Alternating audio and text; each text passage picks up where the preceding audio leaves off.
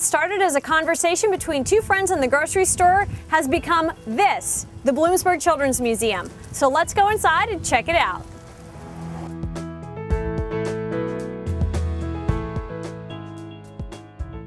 The mission of the Bloomsburg Children's Museum is to enrich the lives of people in the region by fostering a lifelong love of learning through enjoyable interactive programs and exhibits.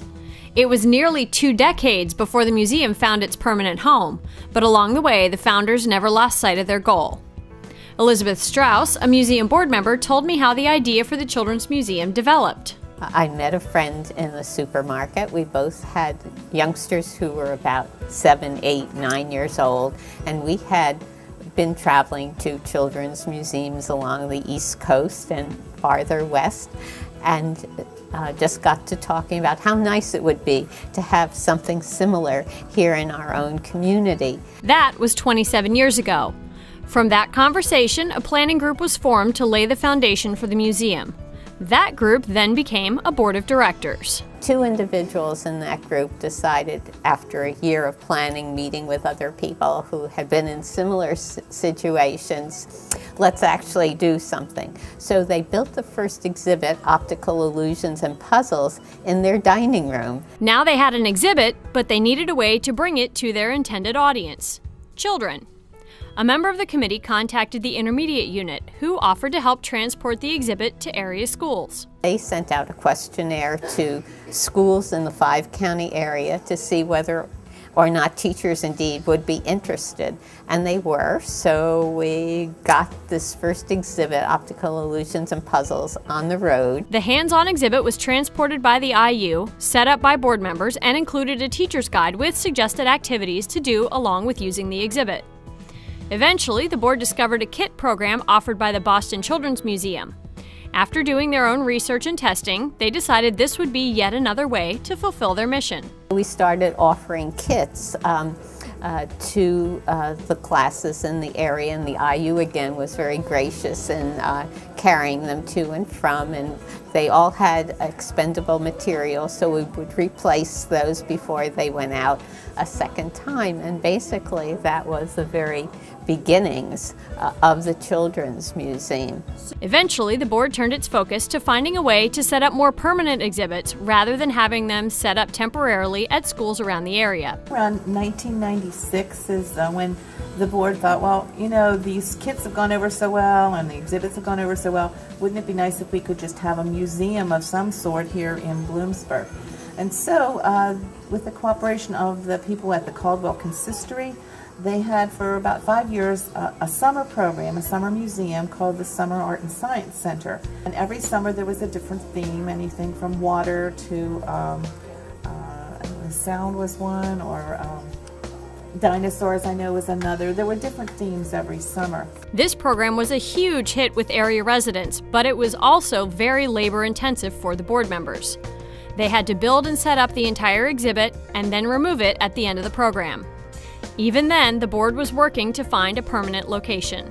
I became involved in the museum when they were doing the Summer Art and Science Centers in the Caldwell Consistory.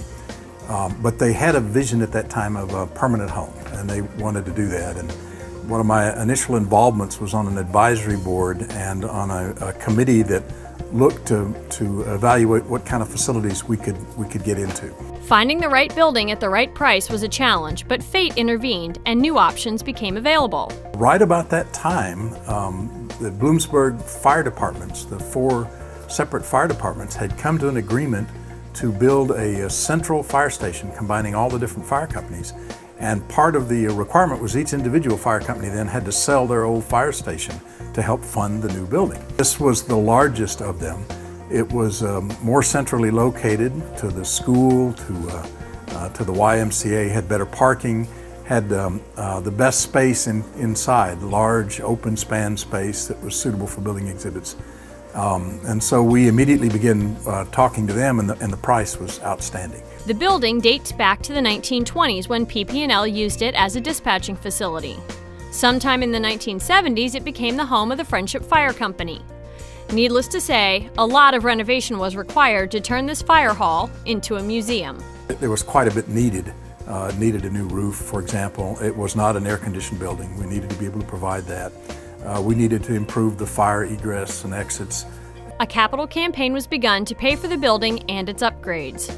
It was incredibly successful, raising more than $450,000. We were blessed with some generous contributions. We had some initial early contributors that came in even before the campaign started.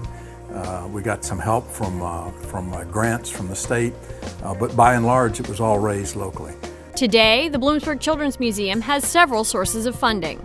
We are a United Way agency, and that accounts for about 12% of our funding. And we do get some grants. We have a committee that constantly is seeking and applying for additional grants for additional exhibits or changes to the museum, lighting in the lower exhibit hall, for example. But over half, roughly 55% of our funding is self-generated. Those monies come from club fees, memberships, the gift shop, and from the admission paid by the 14,000 annual visitors. In the early days, the museum was run solely by volunteers. Today, there are 2 full-time employees as well as several part-time workers. There's a large group of volunteers who serve as docents for specific exhibits when school groups come to visit. According to board president Vic Klein, volunteers are still an integral part of the museum. The majority of the work still comes from volunteers, I think. We track those hours, and it's something like 4,000 to 6,000 hours a year just in the facility. That doesn't count the work that people are doing from home and doing out in the community on our behalf. As we walked through the halls, we found exhibits for every age. Even the youngest visitors will find something fun in the infant and toddler section. This area is one of the newer exhibits that developed as the needs of the community changed. It's important to know what the demographics are, who are we serving, and what needs to be served. This infant toddler area that's on this floor came about when we began to see an influx of preschool people coming in, and there really weren't anything serving that community in this area. The log cabin and its front yard were created for 3 to 5-year-olds. The gated side yard was designed specifically for infants and pre-walking children. Along with the new exhibit came new programs designed specifically for this age group. Kathy Lincoln is a program assistant at the Children's Museum. Well, we divide the preschool programs up by age. This morning you saw the Under 2 Club, and that's a chance for parents to get out with their very young children and we explore a theme a week. This morning, as you saw, we had animals and nature. And you do it indoors in this wonderful space that the museum has. And we have our wonderful curator who brings some of her fabulous animal collection in. Each 10-week program is chock full of developmentally appropriate activities for the children and offers a social outlet for the parents as well. For bigger kids, aged 2 to 4, the museum offers a ready-to-learn program that allows for hands-on learning in an environment that doesn't really mind the mess. We have a wonderful multi-purpose room in the back, and we put together themes. For example, well, we did nature yesterday as well, and we had a hands-on stream table for the children to build rivers. We have running water and sand. Jessie Babonis is the exhibit hall supervisor who also owns a wonderful menagerie.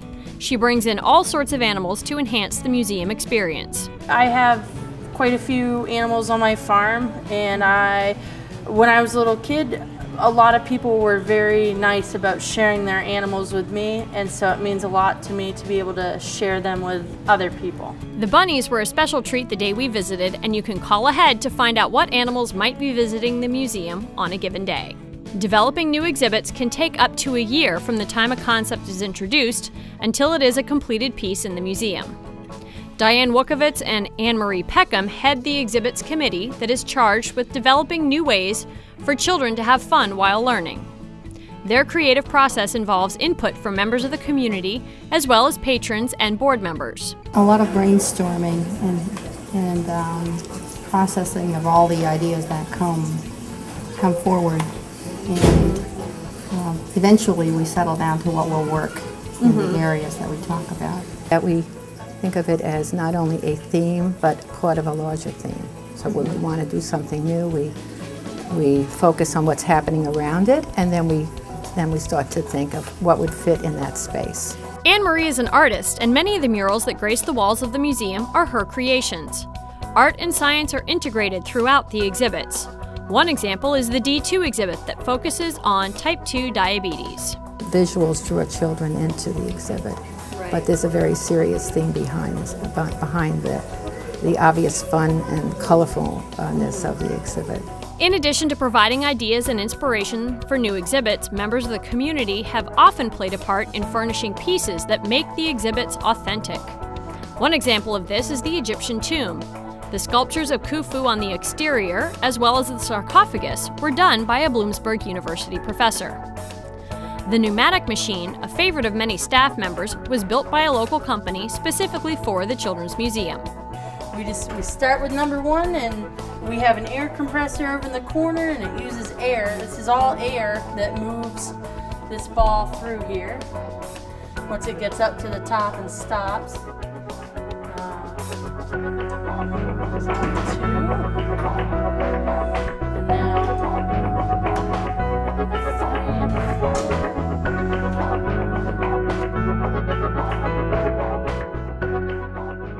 I think it's really important to underscore the importance of the community in a museum like the Children's Museum in Bloomsburg. We have been so blessed with so many wonderful people over the years. The Children's Museum is open year-round, Tuesday through Saturday, from 10 a.m. until 4 p.m. They will be closed for renovations the week of December 13th, but there is plenty of time to take the kids to visit the museum over the holiday vacation from school. For more information, visit their website, www.thechildrensmuseum.org, or give them a call at 570-389-9206. Just after the break, we're revisiting a fan favorite, just in time for holiday gift giving.